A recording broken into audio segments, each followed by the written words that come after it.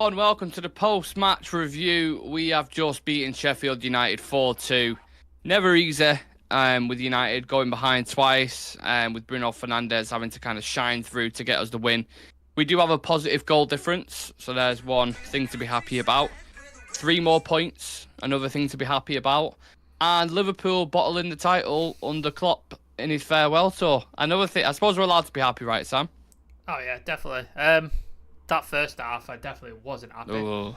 That first half, I was about to burn something to the ground, maybe go to Old Trafford and just absolutely annihilate it, because Jesus Christ, that first half. But result, great performance from our captain, and Liverpool going down the Swanee.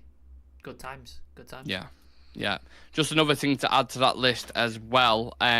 Ethan Wheatley is a 250th academy graduate to play for the first team, which is kind of special in itself. So buzzing for him that he got a little first team debut there. Definitely deserves it with his performances in the youth team. Let's start with the most pleasing things about that game, and then we'll get into the sticky bits.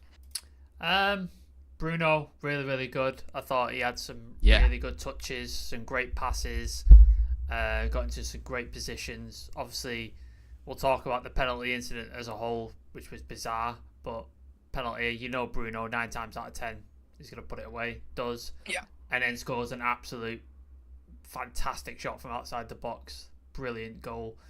Provided the assist for Højlund as well. Yes, correct. A very good assist as well. I would say he gives that little look over his shoulder, doesn't he?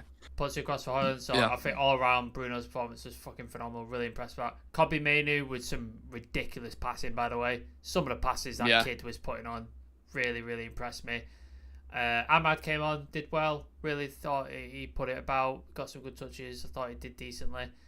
And Maguire again saving our ass yet again, coming in clutch with a goal and playing well. So that's some of the positives off the top of my head. I'm sure if I sat down and thought a bit more, there'd probably be a few more. But that's off the top of my head. Yeah, I do have to say, look, if we kind of go through it in a chronological order, the first half, like you rightfully said, was worrying, wasn't it? I was sat there thinking, honestly, a period in the game when we went, I think it was just when they scored the second goal, I was sat there saying, he ain't surviving this. Ten Hag ain't surviving this if this goes through now. You got kind of the camera cuts to Dave Brailsford and Jason Wilcox and all these guys in the crowd, and they're looking and they're having a chat, and like you can tell what they're thinking. They're like, I'm not too sure about this. It's the most concerning thing for me. We've pushed the positives out of the way. The most concerning thing for me is how easy we are to get at. Innit? Like, they were just long ball, targeting Casemiro's lack of pace, or cutbacks. Again, we've seen another cutback goal. It's too easy, innit? If I see another cutback goal, I can't deal with it. A cutback goal is so easy to defend. Like, it's the simplest thing to sort of get right. Like, you get it right in Sunday League teams. I've been in teams where we've drilled it. Like, it's one of the things you do. You just know what to do. Cover your man and make sure you're in the right position. And like Carl Anker retweeted his own article, the amount of cutbacks we have had this season, like I think it's 12. I think 12 goals conceded with a cutback, which is just naive at best and stupidity at worst for Manchester United. Like, that's ridiculous, the amount of goals conceded. And I can't believe it happened again. And when it did, I was just like, here we go again. Being comfortable in a game, but not putting away our chances, and then we're being put to the sword so easily by one of the worst teams in the league. Ridiculous. Yeah, the 2 goals were, Onana as well for the other one. What on earth? Did he think he was in the Champions League? Like, he was like, I'm in the Champions League, I'm just going to play like that. Like, yeah, it's a good point, that. Do you know what? Onana was, Aaron said this this afternoon, I think it was, about Onana, saying he was brought in for his distribution, and some of it at times has been really fucking questionable. Now, again, the kind of tactical nerds on Twitter or whatever, you may come back and say, it's the position of, the defenders in front of him, they're not positioning himself right. You can say whatever you want. That pass that he did, that was a penalty pass. That's what we call, hospital pass on FIFA, sorry. Yeah. You cannot do that there. And weird thing is, I don't know what it is, but it seems to happen all the time, doesn't it? Like, it's not... I know that sounds like an obvious thing to say, but when someone makes a mistake, you're like, right, okay, it happens, one off, da. But it's happened loads of times. Yeah. So I don't get Are they just not confident, or I don't know? Our defense and our goalkeeper just have to have. They seem to have like moments where the brain just switches off. Like they just seem to like not be thinking at all, or they're so confident in what they're doing that they don't think they have to concentrate, and the brain just goes, and then they just do something stupid like that. Like you cannot play a pass like that across your own box when you're halfway across the fucking goal. Like you're just asking for trouble, man. If in doubt, just fucking lump it up. Think that if you think I'm not gonna do this pass, just hit it. Then it's away from the goal, because that was just hospital pass, ridiculous. Let's get one thing straight. Fucking, I can't remember. I just lost a train of thought there. I was just about to make a really good point, and my fucking mind's just gone blank. I can't remember what I was going to say. I'll go to the comments in a second. But regardless, whatever you say, the amount of errors we make in games is really, really concerning. We're lucky at Sheffield today because they were absolutely dog shit. They were really, really shit. Apart from the Diaz, is it Brahim? I don't know how to pronounce it. Betterton Diaz. He looked okay. Cameron Archer had a couple of moments, but apart from that, that's a championship level team. Yeah. Really. And the thing that concerns me is that we're conceding again 2 goals. Another one. Let's take a look at the last. How many games have we think where it's finished 4-2, 4-3? So like it's ridiculous at this point. Let's go through them. So 2 goals against Sheffield. So these are all the recent thing here. 2 goals against Sheffield, 3 against Coventry, 2 against Bournemouth, 2 against Liverpool, 4 against Chelsea, 1 against Brentford, 3 against Liverpool, 3 against City. Like conceding a lot of goals, man. I think is we up to 78 League, now? Champions League, 4 against Bayern, 4 against Galatasaray, 3 against Copenhagen. Yeah. Yeah. No, 4 against Copenhagen. We lost 4-3. Yeah. That's ridiculous. Madness, isn't it? That's fucking crazy. Ridiculous. We flooding goals. And there was talk at one point halfway through the season about Onana potentially a Golden Glove contender because he was. I don't know how it's happened, but yeah. Just on clean sheets, Bruno's just said something interesting. He said, "We talk about clean sheets all the time. We want to keep them. Credit to Sheffield United. At the end, we came back. We put ourselves in a position where it's tough to win games, but it also shows a bit of character. I do, but I'd rather not see that. I'd rather see a comfortable win, 3-0. Bore me to death. Yeah. Get Even 2-0, 1-0, 2-0. Get 2-0, and then when you're like 80 minutes, stick it in the corner and just fucking play footsie with it. I don't care. Yeah. Just make it boring and be comfortable with it. I just one game, one fucking game. That's all I ask because these games are killing me off like mentally. Honestly, God. I have to give Bruno his flowers though because for anyone who's consistently watched pros and cons, I have been on and on at him for a good 6-7 months, a good chunk of the season. He was very mid, average performances. But I think recently he's coming to it. He's starting to hit a little bit of form, and that goal for me, Sam, I don't know if you agree, signifies like where he was at a couple of years ago. You know, when he was banging them in from like quite far out. So it's nice to see him scoring it from outside the box in that regard. Yeah, like he took it. Are we going to touch on the penalty thing, or I can just go into it now if you want? Go for it. Whatever you want. Yeah, so like I'll touch on the fantastic goal first. Yeah, fantastic. We've seen him do that a few times from outside the box. He's able to do that and get hold of the ball and get his head up and then just in the top corner. And I've seen him do it a lot for United, but this season he's not really had. I don't know if it's confidence or there's been. He's not felt like he's had to take the game by the scruff of the neck like he used to. But in this game, this is exactly what he did, and that's what you want your captain and your most creative midfielder to do. You want him to take all the. I need to get us out of this, and that's what he did with that goal. Like, I don't think he even looked at the goal. I think he just picked the ball up and went, "Yeah, I know what I'm doing this," and just rifled it. And then the penalty incident goes into the box. Maguire is fouled, and then it ends up in the back of the net, and then it's a penalty. But the ball's in the back of the net. We've scored, so surely if the team has scored, you don't award the penalty. And then they gave us a penalty. I don't understand that decision. If someone is like knows more about refereeing than I do, I don't understand that decision. Do you? Do you understand that decision? No, I didn't realise what went on at the time. So at first, I thought initially Maguire scored, but then he'd been fouled, so then he pulled it back, and I was like, well, why not just give the goal? Yeah. and then on repeat I thought, oh, it's hit off Dallow's leg somehow and gone in, so maybe they'll give it now. And then on a third replay, sorry, I watched it and it was like it bounced off their defender, I think, I went in, so it's like an own goal. So I was like, what's like, I don't know, what are the rules that if we scored anyway, do you have to pull it back? That's what I mean. Like, surely you give the advantage. If there's a foul that's happened, but then the team has scored, surely you just give the advantage. Like, they've scored the goal, like, so the foul is not a hindrance anymore, so they don't need to be awarded a penalty because you've...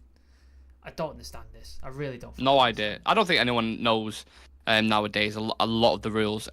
Just like sticking with Bruno at the minute, I think he's on 15 goals and 11 assists this season. That's what you want. Is that surprising for you? Yeah, I didn't think he scored that much, but how many penalties? I'm not entirely sure, to be honest. I'm guessing a decent chunk of them is probably pens. That's what you want, isn't it, though? From your creative midfielder, you want 15, 20 goals a season. Ideally, that's what you want.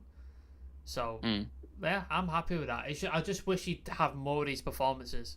If he put more of these performances, like most games, I think I'd be a lot happier with him. It's just sometimes he drops stinkers. But then I know he's capable of doing this shit.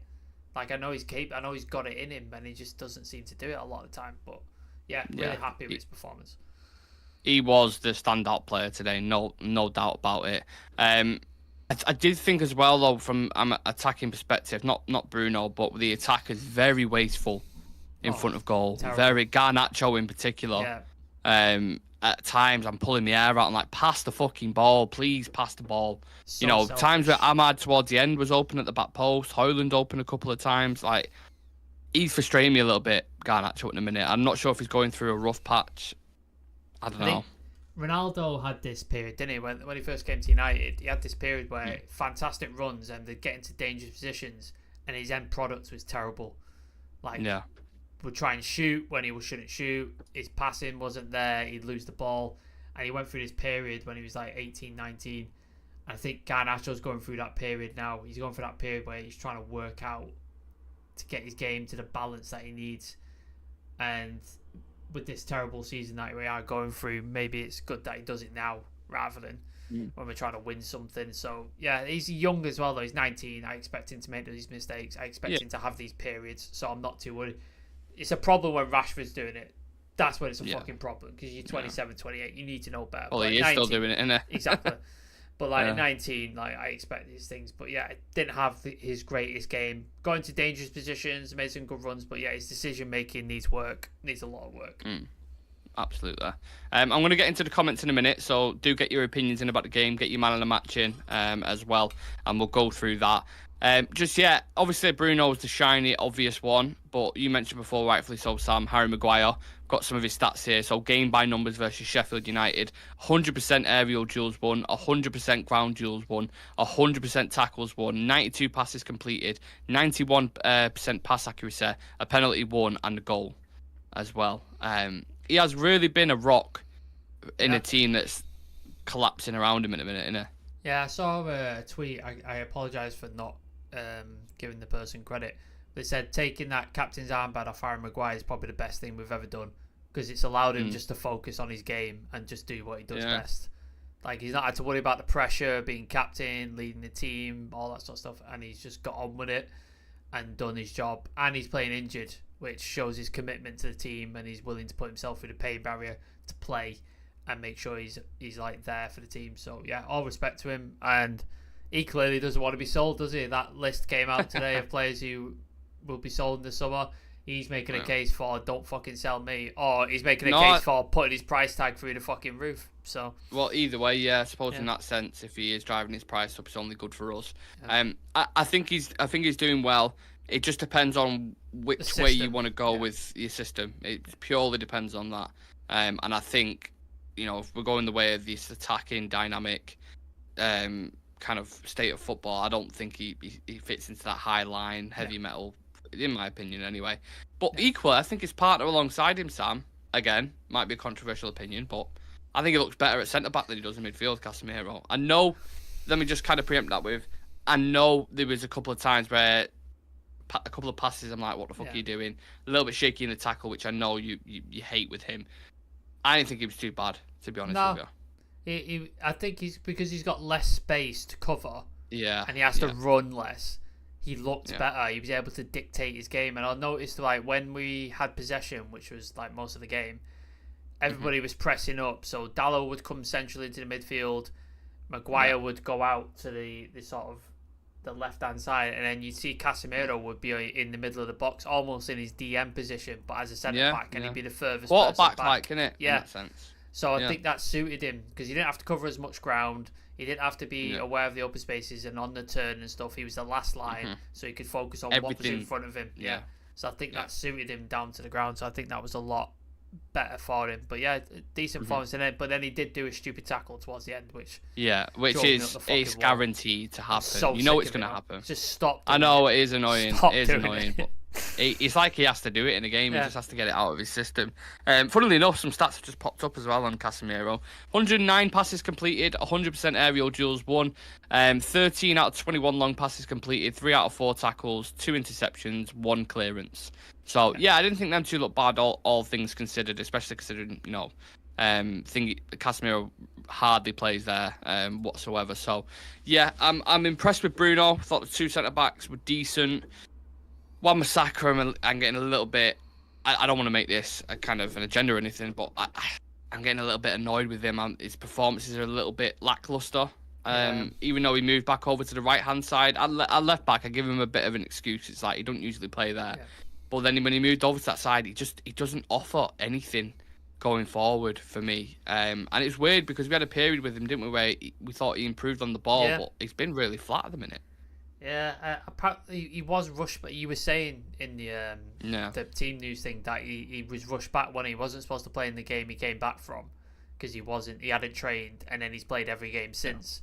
So maybe he is dealing with some injuries or something, where he's not 100% fit and he's just trying to manage his way through games, so he's not able to do the things that he normally does do. So I'm going to give him the benefit of the doubt, because he has put in previously good performances. So I'll give him the benefit of the doubt for now, but obviously if that continues into next season, then you got to worry maybe. He was on the list of people possibly being sold. Obviously Dallo signed a long-term contract recently, so Wan-Bissaka's deal is up next season, I think. And I don't think we have an option in it. I don't think we have an option to extend. So if we're going to sell him, it's probably looking like this summer and getting a new right back. But to me, it's not the problem position. I think there's other positions that need addressing. So I would keep him. Maybe get him to sign like an extra year or something like that, and just keep him on. But yeah, not great today. But I'll let him off for now, because I think he's definitely dealing with some injuries. We've actually missed out Højlund. Completely forgot he scored. I mentioned the assist from Bruno, which I thought was fantastic. The awareness to pick him out. I think Garnacho was a little bit gutted he didn't get on the end of it. But finally back on the score sheet again, which every striker needs goals for his confidence, so that's fantastic. 13 goals, 2 assists so far in all competitions. Do you think he maybe get a couple? I can't remember what his record was. Let me have a look at his record. Is it 9 goals or something? Yeah, I think so. So the service he's got this season is impressive to do what he's been doing anyway. But let's see what his record was. I'm just curious. It just shows you, doesn't it? Though, if you put it on a plate for him, he'll bag. He'll score a goal. Like Bruno with a great pass across the 6-yard box, exactly where he wants it, and he scores. Like if you do more of that, he will score goals. Like he's almost a Van Nistelrooy type player. If you put it anywhere within that penalty area, then towards close to the 6-yard box, he will score. Like he's that kind of poacher almost. Like he's very good, but he's also quick, and he's good with link-up play also. So he's a well-rounded game. So I think put it in that area. I think he will do stuff, and you saw the result. And I'm happy for him, man. Like I like him a lot. I think he's probably one of the only other members of the team that I would keep around next season, because I think he's got something. I think he works hard for the team, and he's also a United fan, which helps. 9 goals and 4 assists in the league last season for Rasmus Højlund at Atalanta. So I think he should surpass that if we actually give him the ball, because he's a bagsman. He can score goals. Random guy says Anthony really impressed me today. His link-up play was very, very good, and his confidence was very apparent. I do think he deserves a starting position over Ahmad. I'm going to disagree. Everyone's entitled to their opinion. I wouldn't say really impressed. I think the reason he got took off in the 55 minute for a reason, in my opinion. He weren't awful, but again, I just Ineffectual. feel that whole right side's dead. Yeah. We don't get anything out of it at Yeah, all. because With Wan-Bissaka and Anthony. everyone we've tried to put there, bar Garnacho, has not worked. Shit. Proper shit. Sancho didn't work. Anthony doesn't work. Rashford, when we played him over there, didn't work. Bruno doesn't work. Pellistri doesn't work. Like, Garnacho's the only one who's got any sort of like joy out of there. But I thought Anthony was, he wasn't shit, but I thought he was ineffectual. I don't think he had any impact on the game. No. Like, didn't affect the game in any way. So I think that's why he got substituted like 55 minutes. Dan saying Bruno is made to run and usually runs the most out of anyone in the team. He's also in his 30s, so what's he doing for the team at his age is great, to be fair. Bruno is 29, my bad, thought he was. Yeah, I never ever question that with Bruno. It's never a thing where we don't, say he's not committed or anything like that. It's his performances drop off. The peaks and flows so much. Not as much as Marcus, but he really does dip, doesn't it, in games and stuff, and he frustrates the life out of you. But when he's good, he's good. And yeah, today he was fantastic, and he was the reason why we won the game. So I think we'd probably both agree Bruno Fernandes, man of the match, right? Yeah, I put a poll in the chat, man of the match, and 75% have said Bruno, 17% Maguire, and 8% said Dalot. So yeah, it seems to be the runaway favourite, and I would tend to agree. 2 goals, really good assist for Højlund, and ran the game. So no doubt for me that he's definitely a man of the match. 100%. Right, just looking to the future, Sam, before we head off. We've got Burnley, Palace, Arsenal, Newcastle, Brighton, and then City in the FA Cup final. Even with that win, it doesn't give you much confidence, does it, even heading to Burnley on the weekend? Well, Sheffield United are the worst team in the league, and they by far as well. And they almost turned us over. Yeah. Like, really, not even like a little bit, they almost fucking fully did it. If that would have, remember that deflected shot? Oh god, yeah. I was like, oh my god, if this goes in. Just I looked at, wouldn't it? If it would have gone in. Like, fucking hell. Like, it's over. It's fucking over. So yeah, I think that shows you where we're at. So, and I think Burnley are a better team, even though they're in the relegation zone as well. I think Burnley are a better team than Sheffield. So we could well see a repeat performance of this, where we play well for 30 odd minutes, and then we concede a chance, and we concede a goal, and then we have to fight our way back again. It could well be the same thing. Brighton, they're unknown quantity in a minute, aren't they? They're all over the place. Like, they could pull out. So just think it's Palace, Arsenal, Newcastle, then Brighton. Oh, sorry. Brighton's the last game of the season. So. Palace have absolutely battered West Ham. They did really. They look good under the coach at the minute. I think the coach, they could be dangerous. Eze, Elise. Beat Liverpool as well, like 1-0 Liverpool. So they're nothing to be sniffed at. Arsenal, fucking dreading that game. That's just going to be. Do you think that could be an entity, like an enigma almost in like the Liverpool game? Because he seems to have an obsession with Arsenal, doesn't he, Ten Hag?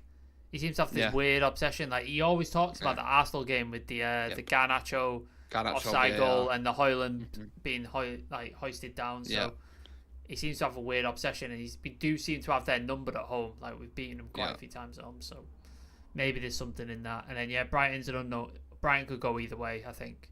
If Brighton turn up, we might be in this chance. But if Brighton turns up, they normally have turned up. They beat us.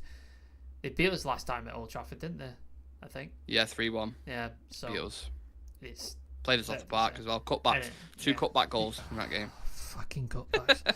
We've also got Newcastle as well in that mix. Just Newcastle out there. is the fight for what, 6th or 7th place probably. Whatever it is at that time, Conference or Europa, innit? And then we probably get beat by City in the final.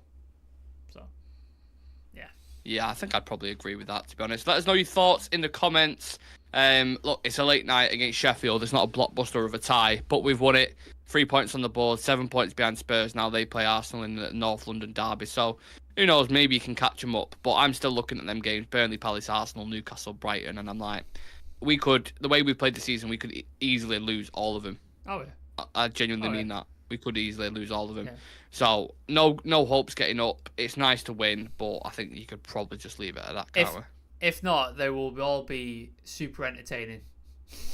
Oh, yeah. Well, from a neutral perspective, not for United fans. It'll just be, it'll be utter and archaic madness. Every single one of them. Yeah. Yeah. Eric Tanner got asked about which players are returning from injury. I think for the Burnley game, Mason Mount is going to be back for the Burnley game. So is he though? Well, that's what he said. That's what the manager said. So yeah, you can sprinkle a bit of positivity there. Might get an injury beforehand, as every other fucking time he's come back. Don't speak it into existence, because I want to see him play. I don't want to see Eriksen back in that midfield. That guy's done for me. No chance. Yeah. Put Mason Mount in there and let's see what we can do. Anyway, we'll leave it at that, guys. Thank you very much for joining us on this late Wednesday night. Appreciate every single one of you. Do leave a like on the video for us. Put your man in a match in the comments as well. And me and Sam will see you guys in the next one. Take it easy. See you in a bit.